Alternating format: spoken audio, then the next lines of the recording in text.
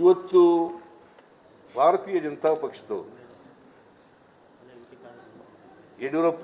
ಯಡಿಯೂರಪ್ಪನವ್ರಿಗೂ ಪಾಪ ಬಾಯಿ ಇಲ್ಲ, ಬಸವರಾಜ ಬೊಮ್ಮಾಯಿ ಅವ್ರಿಗಂತೂ ಬಾಯಿ ಇಲ್ಲವೇ ಇಲ್ಲ, ಅಶೋಕರಿಗೆ ಗೊತ್ತೇ ಇಲ್ಲ ಪಾಪ ಇವೆಲ್ಲ.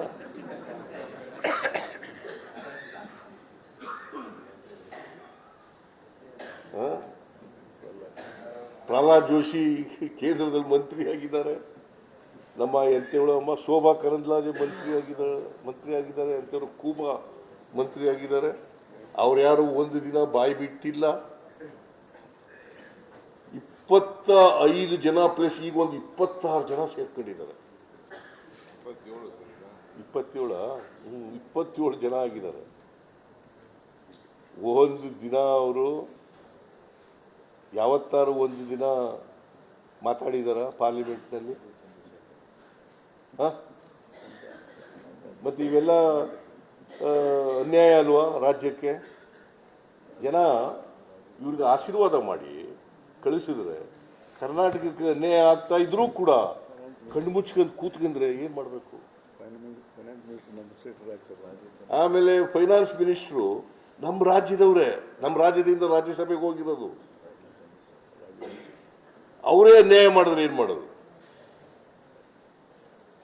11,495 ಕೋಟಿ ಇವ್ರ ಕೈನಲ್ಲೇ ತಿರಸ್ಕಾರ ಆಯ್ತು.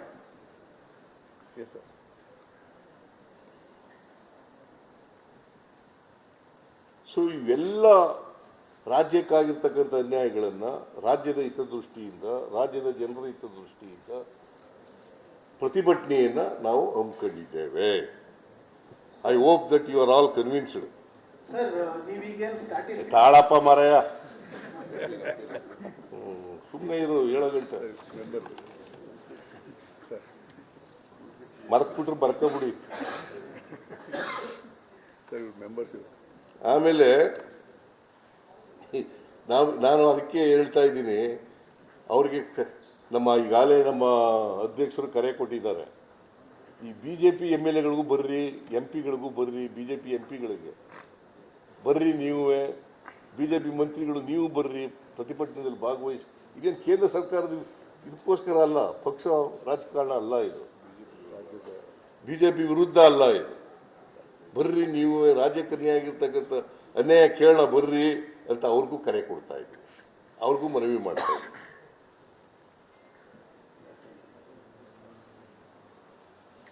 I hope that you are all convinced.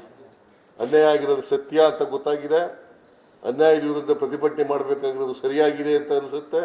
ಇದರಲ್ಲಿ ರಾಜಕೀಯ ಏನೂ ಇಲ್ಲ.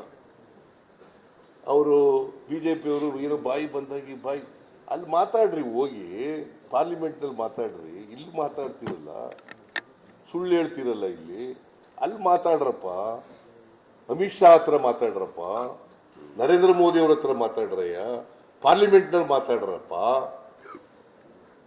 ಅದು ಬಿಟ್ಬಿಟ್ಟು ಇಲ್ಲಿ ಸುಳ್ಳು ಹೇಳೋದು. ಸೊ ಇದಕ್ಕೋಸ್ಕರ ಪ್ರತಿಭಟನೆಯನ್ನ 7ನೇ ತಾರೀಕು ಇಟ್ಕೊಂಡಿದ್ದೇವೆ. ಕೇಂದ್ರ ಸರ್ಕಾರದ ಗಮನವನ್ನು ಸೆಳೀಲಿಕ್ಕೋಸ್ಕರ, ದೇಶದ ಜನರ ಗಮನವನ್ನು ಸೆಳೀಲಿಕ್ಕೋಸ್ಕರ ಇದನ್ನು ಇಟ್ಕೊಂಡಿದ್ದೇವೆ. ಈ ಅನ್ಯಾಯ ಆಗಬಾರ್ದು ಕರ್ನಾಟಕಕ್ಕೆ.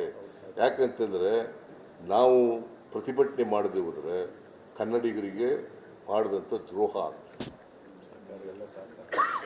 ಅದರಿಂದ ಈ ದ್ರೋಹ ಆಗಬಾರ್ದು ಅನ್ನೋ ಕಾರಣಕ್ಕೋಸ್ಕರ ನೀವೆಲ್ಲ ಕರ್ನಾಟಕದ ಪರವಾಗಿದ್ದೀರಿ ಅಂತ ಅನ್ಕೊಂಡಿದ್ದೀನಿ. ನೀವೆಲ್ಲ ಕೋಆಪರೇಷನ್ ಮಾಡಬೇಕು. All of you should cooperate in this. I hope ನೀವೆಲ್ಲ ಕೋಆಪರೇಟ್ ಮಾಡ್ತೀರಿ ಅಂತಕ್ಕಂಥ ನಂಬಿಕೆ ಇಟ್ಕೊಂಡು ಇಷ್ಟು ವಿಚಾರಗಳನ್ನು ನಿಮ್ಮ ಮುಂದೆ ಇಡಲಿಕ್ಕೆ, ಈ ದೇಶದ ಜನರಿಗೆ, ರಾಜ್ಯದ ಜನರಿಗೆ ತಿಳಿಸ್ತೀರಿ ಅಂತ ಹೇಳಿ ನಾನು ವಿಶ್ವಾಸ ಇಟ್ಕೊಂಡು ನನ್ನ ಮಾತು ಮುಗಿಸ್ತೇನೆ. ಒಬ್ಬರು ಕೇಳಬೇಕು. ಇವರು ಪಟೇಲ, ಕೂತ್ಗಳೇ, ಪಟೇಲ್ ತಾಳ್ರಿ, ಆಮೇಲೆ ಕೇಳ್ರಿ. ಕೇಳಪ್ಪ, ತಾಳ್ರಿ ಪ್ಲೀಸ್. ರಾಜ್ಯಕ್ಕಾಗಿರ್ತಕ್ಕಂಥ ಅನ್ಯಾಯನ ವಿಸ್ತಾರವಾಗಿ 1.5 ಗಂಟೆ ಹೇಳಿದೆ ಸರ್. 1.5 ಗಂಟೆ ಆಯ್ತಾ? 1 hour 5 minutes. ಹೋರಾಟಗಳು ಎಲ್ಲರ ಬಗ್ಗೆ ಹೇಳಿದೆ ಸರ್. ಇದೇ ರೀತಿ ಅನ್ಯಾಯ ಮುಂದುವರೆದರೆ ತಾವು ನ್ಯಾಯಾಲಯದ ಮೆಟ್ಲತ್ತು ಚಿಂತನೆಯನ್ನು ನಡೆಸಿದ್ದೀರಾ? ಇದೇ ರೀತಿ ಅನ್ಯಾಯ 16ನೇ ಫೈನಾನ್ಸ್ ಕಮಿಷನ್ ಮುಂದೆ ನಾವು ಬಹಳ ಪ್ರಬಲವಾಗಿ ಆಗಿರ್ತಕ್ಕಂಥ ಅನ್ಯಾಯವನ್ನು ಅವ್ರ ಮುಂದೆ ಇಡ್ತಕ್ಕಂಥ ಪ್ರಯತ್ನ ಮಾಡ್ತೀವಿ.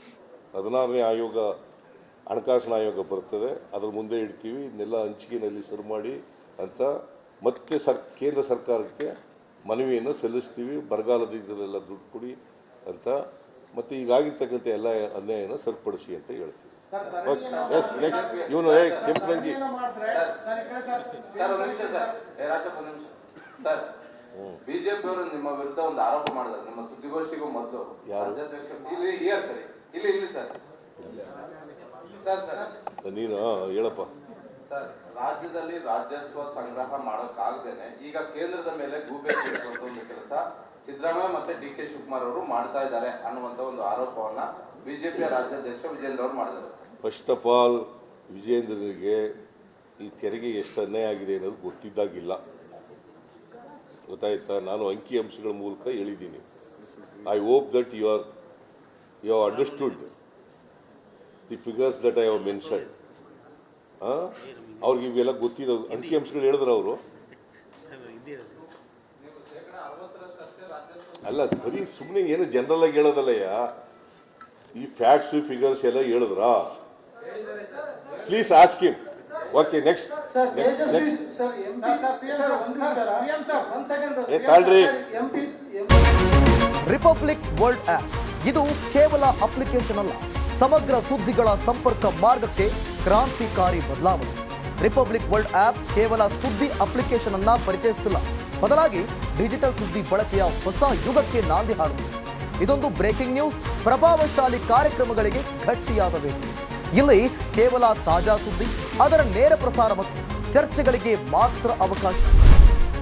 ರಿಪಬ್ಲಿಕ್ ವರ್ಲ್ಡ್ ಅಪ್ಲಿಕೇಶನ್ ಈಗ ಲೈವ್ ಆಗಿದೆ. ಈಗಲೇ ಡೌನ್ಲೋಡ್ ಮಾಡಿ. ಗೂಗಲ್ ಪ್ಲೇಸ್ಟೋರ್ ಮತ್ತು ಆಪಲ್ ಆಪ್ ಸ್ಟೋರ್ ಎರಡರಲ್ಲೂ ಲಭ್ಯವಿದೆ.